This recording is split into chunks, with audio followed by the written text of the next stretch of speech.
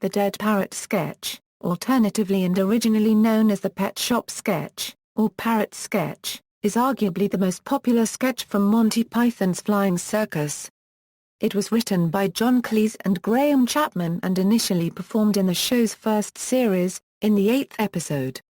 The sketch portrays a conflict between disgruntled customer Mr Praline and a shopkeeper, who hold contradictory positions on the vital state of a Norwegian blue parrot. It pokes fun at the many euphemisms for death used in British culture. The Dead Parrot sketch was inspired by a car salesman sketch that Palin and Chapman had done in How to Irritate People. In it, Palin played a car salesman who repeatedly refused to admit that there was anything wrong with his customer's car, even as it fell apart in front of him. That sketch was based on an actual incident between Palin and a car salesman. In Monty Python Live at Aspen, Palin said that this salesman had an excuse for everything. John Cleese said on the same show that he and Chapman believed that there was something very funny there, if we could find the right context for it. In early drafts of what would become the Dead Parrot sketch, the frustrated customer was trying to return a faulty toaster to a shop. Chapman realized that it needed to be madder, and came up with the parrot idea. Over the years, Cleese and Palin have done many versions of the Dead Parrot sketch for various television shows, record albums, and live performances. Dead Parrot was voted the top alternative comedy sketch in a Radio Times poll. Plot: Mr Praline enters the pet shop to register a complaint about the dead Norwegian blue parrot just as the shopkeeper is preparing to close the establishment for lunch. Despite being told that the bird is deceased and that it had been nailed to its perch, the proprietor insists that it is pining for the fjords, or simply stunned. As the exasperated Praline attempts to wake up the parrot, the shopkeeper tries to make the bird move by hitting the cage, and Praline erupts into a rage after banging Polly Parrot on the counter. After listing off several metaphors for death, he is told to go to the pet shop run by the shopkeeper's brother in Bolton for a refund, but he is told by the proprietor of that store that he is in Ipswich. Upon going to the train station to complain, Praline is told by the station attendant that he is in Bolton, and he returns to the pet shop to confront the shopkeeper for deceiving him. Adding to the absurdity of it all is the fact that most parrots live in tropical climates, and none are native to Norway. Just as the dialogue is getting too silly, Graham Chapman's no-nonsense colonel bursts in and orders the sketch to be stopped. Variations of the sketch: in the 1971 film And Now for Something Completely Different, the sketch ends with the shopkeeper explaining that he always wanted to be a lumberjack, and ignoring Mr Praline's protests of that being irrelevant, subsequently begins singing the lumberjack song. The Monty Python Live at Drury Lane album features a live version of the sketch, which is slightly different from the TV version.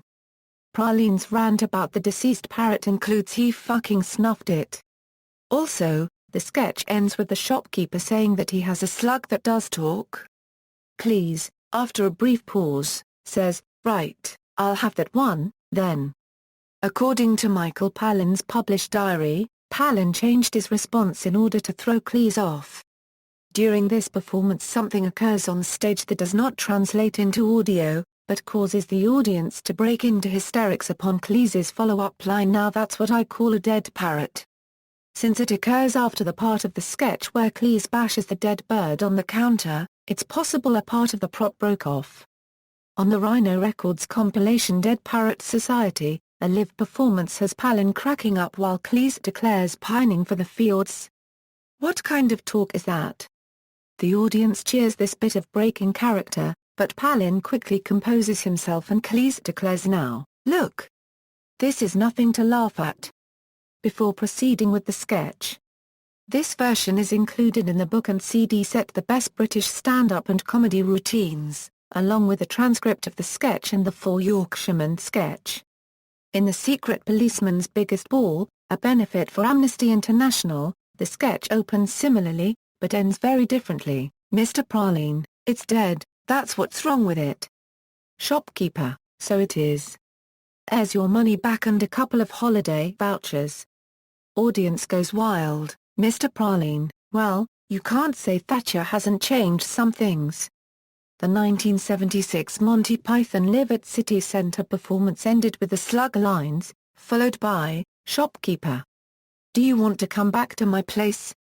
Mr. Praline, I thought you'd never ask. In a 1997 Saturday Night Live performance of the sketch, Cleese added a line to the rant, "Its metabolic processes are a matter of interest only to historians." In an interview on NPR's Fresh Air, Palin attributed an almost dead audience to his seeing guests reverently mouthing the words of the sketch, rather than laughing at it. To end the sketch, Palin asked Cleese, "Do you want to come back to my place?" To which Cleese said, "I thought you'd never ask." In his appearance on The Muppet Show, Cleese appears as a pirate attempting to take over a spaceship during a Pigs in Space sketch. At the end of the sketch, he demands of the smart-mouthed talking parrot on his shoulder, "Do you want to be an ex-parrot?" In his published diary, Michael Palin recalls that during the filming of the Monty Python's Life of Brian in Tunisia, Spike Milligan regaled the Pythons with his own version of the Dead Parrot Sketch, but changed Norwegian Blue to Arctic Ray. In a 2002 interview with Michael Parkinson, John Cleese said that when he and Palin were performing the sketch on Drury Lane, Palin made him laugh by saying, when asked if his slug could talk, "It mutters a bit instead of not really." When Cleese eventually stopped laughing, he couldn't remember where they were in the sketch. He turned to the audience and asked them what the next line was, and people shouted it at him, causing him to wonder, what is the point of this? He also says that when he and Palin were asked to do the sketch for Saturday Night Live, they sat down together to try to remember the lines, and when they got stuck they considered just going out and stopping somebody on the street to ask how it went, since everybody seemed to have it memorized. Margaret Thatcher famously used the sketch in a speech at the Conservative Party conference in 1990, before ending the speech by commenting, "And now for something completely different." In 1998, The Sun ran the front-page headline, "This party is no more. It has ceased to be." This is an ex-party for an article about a Conservative Party conference. Trey Parker and Matt Stone made a South Park version of the sketch depicting Cartman angrily returning a dead Kenny to Kyle's shop. Most of the lines are the same in the original sketch. It ends when Terry Gilliam's animations play around with Cartman and everything is crushed by the giant foot. Cleese and Palin acted out the sketch during the Pythons' reunion in the O2 in July 2014, Monty Python Live. The sketch ended with the shopkeeper saying he has a selection of cheeses, transitioning into the cheese shop sketch. The entire sketch ended like the city centre performance, with the shopkeeper offering Mr. Praline to come back to his place, and Mr. Praline replying, "I thought you'd never ask." In their final performance on July 20, whilst listing the metaphors for the parrot's death, Cleese added the line it had expired and gone to meet Dr. Chapman, after which both Cleese and Palin did a thumbs up to the sky. Further uses: at Graham Chapman's memorial service, John Cleese began his eulogy by reprising euphemisms from the sketch. In 1998 there was a follow-up with their live at Aspen, with the supposed ashes of Chapman. Midway through the interview, Terry Gilliam put his feet up on the table and knocked the urn off, spilling the ashes and prompting a frantic, slapstick attempt to clean him up with a dustpan and brush, and subsequently a dustbuster. In an anniversary concert, Jasper Carrot had allowed his fans to pick the material. He opened the performance by announcing this, then saying, "I've had some funny requests. Somebody from Newark wanted me to do the Dead Parrot Sketch. Precedent, a joke dated c. AD 400, recently translated from Greek, shows similarities to the parrot sketch. It was written by Hierocles and Philagrius and was included in a compilation of 265 jokes titled Philogelos, the Laugh Addict. In the Greek version, a man complains to a slave merchant that his new slave has died. The slave merchant replies, "When he was with me, he never did any such thing." Mark Twain's humorous short story Nevada Funeral similarly has a character saying a series of euphemisms for death. In the 1960s, Freddie Parrotface Davis included an obviously stuffed caged parrot as part of his stage routine, occasionally complaining that he had been swindled by the seller. Footnotes.